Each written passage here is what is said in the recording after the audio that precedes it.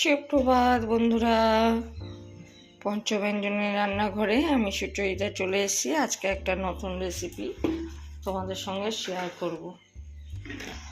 তোমরা কেমন আছো সবাই আগে বলো। আশা করি ভালোই আছো।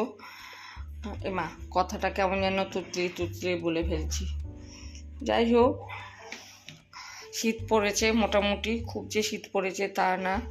তো শীত পড়েছে, শীতের মতন রান্না বান্নাও চলছে। তার মধ্যে এই মাছটা আজকে তোমাদের সঙ্গে রান্না করে দেখাবো। এই মাছটা চিনতে পারছো? এটাকে অনেকে বক মাছ বলে, বা অনেকে অনেক রকমই বলে। কাইক্কা বলে, কেকলে বলে, এক একজনে এক এক এরকম নাম বলে। তবে আমাদের বাড়িতে এটাকে বক মাছ বলে। তো এই বক মাছ রান্নাটা আমি অনেক দিন পরেই করছি। অনেক দিন আগে একবার করেছিলাম। আবার আমার বাড়িতে যে মাছওয়ালাটা আছে সে নিয়ে এসছে, বলে বৌদি নাও, ভালো মাছ আছে। তো নিলাম। তো কড়াইতে তেল গরম হয়ে গেছে। এবার আমি মাছগুলোকে আগে ভেজে তুলবো। আমি মাছগুলো একবারেই ভেজে তুলবো। তেলটা তার জন্য ভালো করে গরম হওয়া দরকার।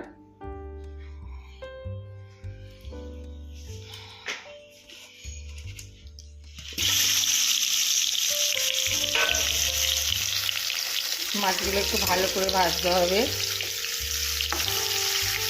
আমি যে এই মাছটা খুব যে পছন্দ করি তা না, খাই, মোটামুটি খাই।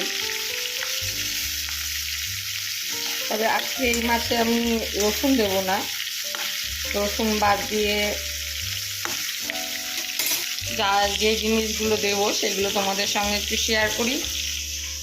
এই দেখো, এখানে আমি নিয়ে নিয়েছি পেঁয়াজ কুচি, একটা বড় সাইজের পেঁয়াজ কুচি নিয়ে নিয়েছি।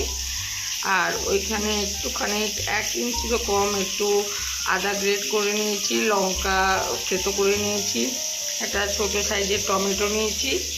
আর মশলা বলতে লঙ্কার গুঁড়ো, মানে কাশ্মীরি লঙ্কার গুঁড়ো, হলুদ আর নুন।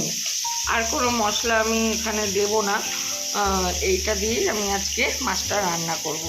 তো চলো দেখতে থাকো। মাছটা ভেজে নিয়ে ফিরে আসছি।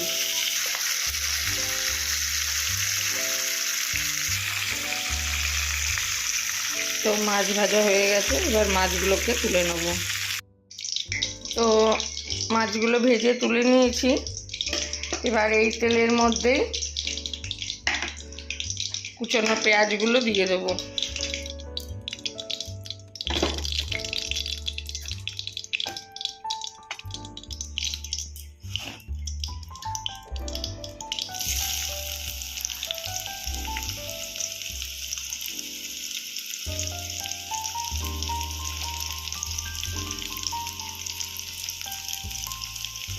কুচানো পেঁয়াজগুলো একটু ভালো করে ভেজে নেব।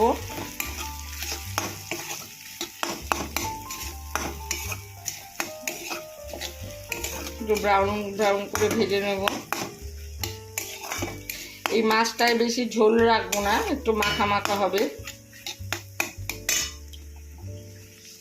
মিডিয়াম ফ্লেমে ভাজতে হবে।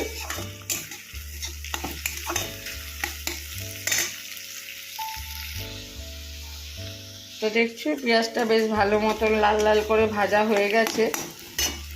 এইবার এর মধ্যে এই যে রসুন বলছি, আদা, কাঁচা লঙ্কা, টমেটো সব দিয়ে দেবো। মশলাগুলো, নুন, হলুদ, লঙ্কার গুঁড়োটাও দিয়ে দিলাম।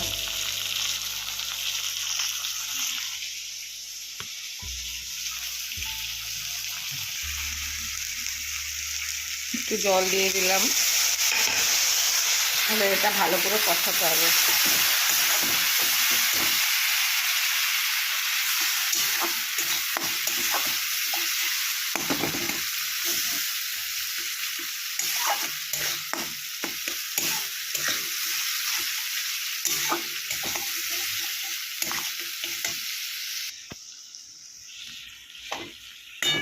হয়তো হাতে করে মোবাইলটা ধরে ভিডিওটা করছি, একটু হয়তো সরে যাচ্ছে, একটু অ্যাডজাস্ট করে নিও।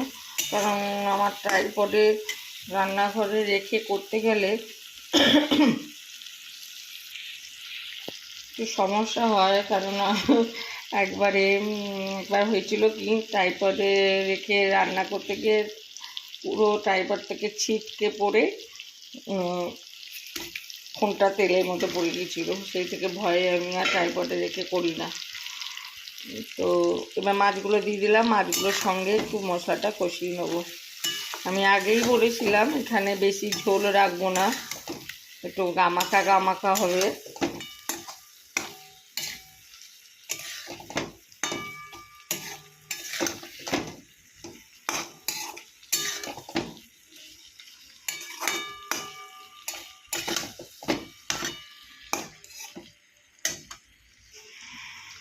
তো দেখতেই পাচ্ছ তেল ছেড়ে দিয়েছে। এবার আমি প্রয়োজন মতন জল দিয়ে দেবো মাছটা সেদ্ধ হওয়া পর্যন্ত। এবার গ্যাসের স্টিমটা একটু বাড়িয়ে দেবো, ফুল ভলিউম করব না, মিডিয়ামের থেকে একটু বাড়িয়ে দেবো।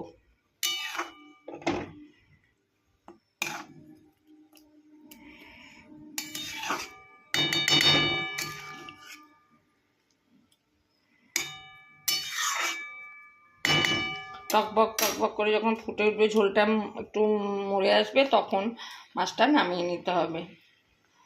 একটু ধনে পাতা কুচি দিয়ে নামিয়ে নিতে হবে। তো দেখো মাছের ঝোলটা টকবক করে ফুটে উঠেছে। এরপর এর মধ্যে ধনে পাতা কুচি দিয়ে দিলাম। প্রায় হয়ে এসছে। এই মাছটি গরম গরম ভাতের সঙ্গে, গরম গরম এই মাছের ঝাল খেতে খুবই ভালো লাগে, খুবই টেস্টফুল। তোমরা অবশ্যই বাড়িতে করে খেয়ে দেখো। এইভাবে এক একজনা এক এক রকমভাবে করে, আমি আমার মতন করে করলাম।